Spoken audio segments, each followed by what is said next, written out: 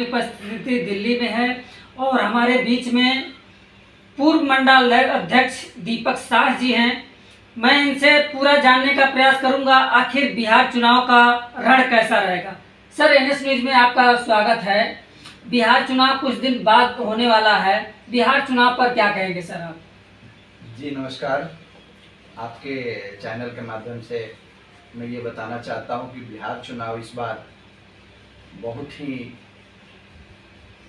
BJP के लिए खास करके एक बहुत बड़ी जीत के तरफ जाएगी, क्योंकि प्रधानमंत्री नरेंद्र मोदी जी के नेतृत्व में जिस तरह से ऑपरेशन सिंदूर हुआ है और जिस तरह से अमेरिका के आगे प्रधानमंत्री जी के टीम ने अपने आप को सर नहीं झुकाया, तो इसलिए बिहार का पूरा देश में आप कहीं भी चुनाव का रणनीति देख लो या लोगों में रुझान देख लो, बिहार में इस बार भारतीय जनता पार्टी को और एनडीए सरकार के पूर्ण बहुमत की सरकार से उनसे ज़्यादा ही सीटें आएंगी।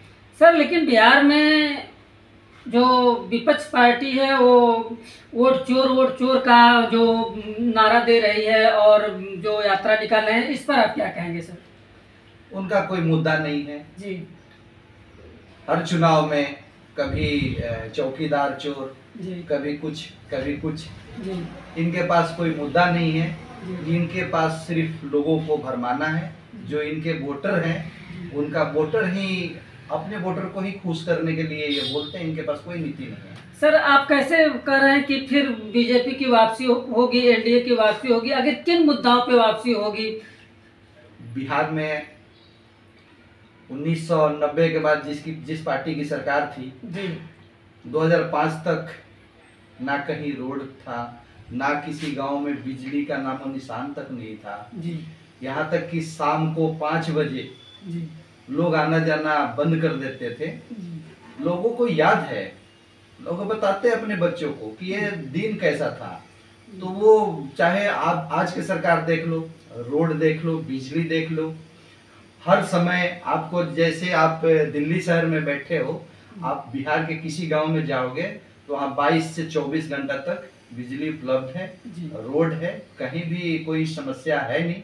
अब पहले वाली बात नहीं है। और सारा काम एनडीए सरकार नीतीश जी के नेतृत्व में, भारतीय जनता पार्टी नरेंद्र मोदी जी के नेतृत्व में वहाँ के सरकारें की है। लोगों को, और जो आजकल के नौजवान हैं तो सीधे प्रधानमंत्री मोदी जी के साथ हैं। सर, वही तेजस्वी यादव कह रहे हैं कि मैं सरकार बनाने जा रहा हूं, वहीं जन स्वराज पार्टी कर रही है मैं सरकार बनाने जा रहा हूं, वहीं बहुजन समाजवादी पार्टी भी अपना चुनाव लड़ रही है, वहीं बात किया जाए चंद्रशेखर आजाद जी चुनाव लड़ रहे हैं, वहीं तमाम पार्टियां चुनाव लड़ रही हैं। क्या इस बार का चुनाव टफ नहीं रहेगा बीजेपी के लिए? ये सारी पार्टियां ऐसे चुनाव लड़ रही है रूटीन में जी। वो चुनाव नहीं लड़ेंगे तो उनकी पार्टी समाप्त हो जाएगी जी। इसलिए वो चुनाव लड़ रहे हैं सिर्फ। जी। मुझे लगता है कि सारी पार्टियां मिला के महागठबंधन और जो भी पार्टियां हैं उनकी सीटें मुश्किल से 30 या 35 ही रहेंगी और सारे एनडीए गठबंधन के उसमें सारी सीटें मिलेंगी। तो इसका मतलब जो बिहार का चुनाव होगा, प्रधानमंत्री नरेंद्र मोदी के चेहरे पे चुनाव लड़ा जाएगा? हाँ, ये तो निश्चित है जी। नीतीश कुमार और प्रधानमंत्री नरेंद्र मोदी जी के चेहरे पे ही चुनाव लड़ा जाएगा। और लोगों में जो वहाँ के महिलाओं से आप पूछो या बच्चों से पूछो या बुजुर्गों से पूछो, सभी का एक ही मत है कि एनडीए सरकार बने, फिर से डबल इंजन सरकार बने और दिल्ली से बिहार तक विकास का एक धारा चले, जो आने वाला समय में देश की प्रगति हो।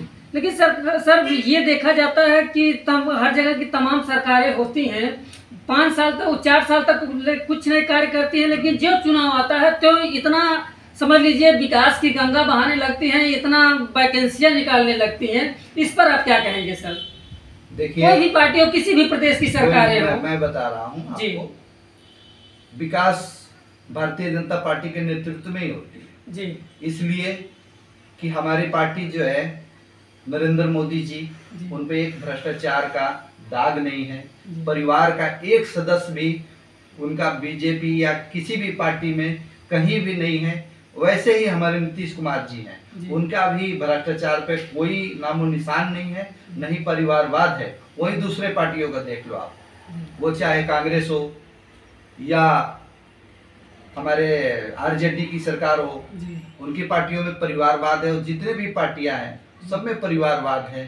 सिर्फ भारतीय जनता पार्टी और नीतीश की जो मुख्यमंत्री हैं उनमें कोई भ्रष्टाचार, कभी कहीं कोई दाग नहीं है। इसलिए सबका अपेक्षा है कि भारतीय जनता पार्टी एनडीए की सरकार होने वाली। फिर इस बार सरकार जन स्वराज की बात किया जाए, आज लगभग साल भर से जन स्वराज समझ लीजिए ग्राउंड पे काम कर रही है और बहुत लगन के साथ हर उस झोपड़ी तक जा रही है, हर उसके कार्यकर्ता उस झोपड़ी तक जा रहे हैं। क्या इस चुनाव में बीजेपी को नुकसान हो सकता है?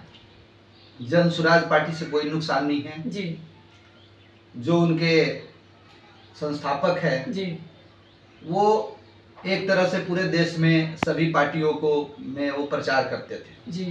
तो उन्होंने एक तरह से बीजेपी के खिलाफ ही प्रचार करा है जी। प्रशांत किशोर जी, चाहे वो ममता बनर्जी के लिए, कभी लालू के पार्टी के लिए, कभी मतलब पूरे देश में उन्होंने बीजेपी के खिलाफ ही हमेशा उन्होंने प्रचार किया है। तो सभी पार्टियों ने मिलकर इनको ही उतारा है वहां पे कि आप जाओ, हमारे लिए ही फील्ड बनाओ।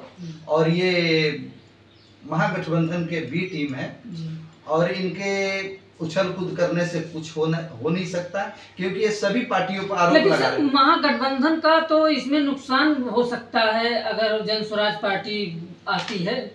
ये एक तरह से अभी अपना पार्टी बनाए हैं, लेकिन मुझे नहीं लगता कि इनको वोट मिलेंगे, क्योंकि बिहार एक राजनीति का अखाड़ा है और वहां से राजनीति चलती है। इन्होंने केजरीवाल का हवा इनको लगा है, इसलिए इन्होंने सोचा कि जैसे केजरीवाल ने सभी नेताओं को आरोप करके कुछ वोट हासिल कर ले, वहाँ इनकी दाल गलने वाली नहीं है।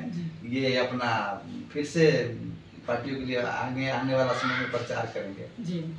चलिए, हमारे साथ दीपक शाह जी थे जो पूर्व मंडल अध्यक्ष थे, बिहार चुनाव पर अपनी बातों को रखा। आप ऐसे न्यूज़ देखने के लिए दिल्ली से नरेंद्र मोदी से जुड़े रहिए। जय हिंद, जय भारत।